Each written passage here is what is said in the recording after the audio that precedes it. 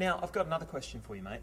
Why in the world would you, because this has been playing on my brain, this has sort of been, you've been messing with my head here, why would you, as a medical doctor, that's presumably relatively successful with your practice, prescribing medications for people, that's how you get paid, why in the world would you want to help people stop doing the very thing that to most of us would be the way that you earn your crust?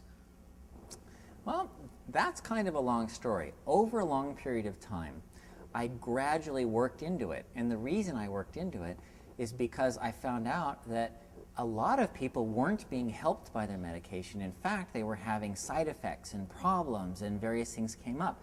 And then I would read research, and the fact that a lot of doctors don't read research, so they don't know what the original research says. So, like I said, all of that information, the doubling and doubling of information, medical information, all they get are the headlines. And so if you read the headline says one thing, but if you look at the actual study, you find something else. Like an insurance company, you've got to read the fine print. Exactly. Yeah. And so let me give you an example. There was a study done on high blood pressure for older people. And the headline was, blood pressure medications are important for the elderly to prevent stroke. Okay? Yes. That was true.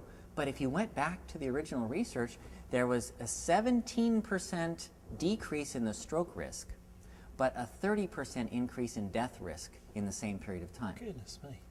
So if you don't read the fine print, you don't know that those blood pressure medications are going to cause them to die. Yeah, they won't get a stroke, but they're going to die faster from the medicine than they would if they were on no medicine at all. That doesn't sound like a good deal to me somehow. No.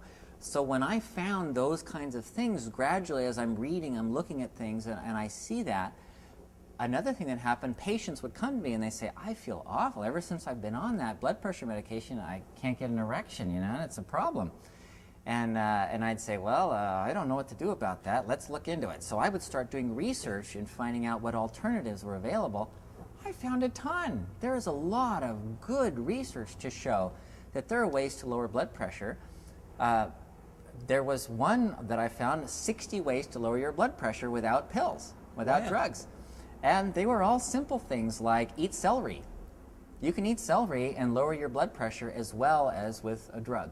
You know, as a marketer, when you say 60 ways to lower your blood pressure without drugs, Yeah. it's almost like you're a copywriter as well as a doctor. That's a fantastic report. We will get that report for you guys eventually.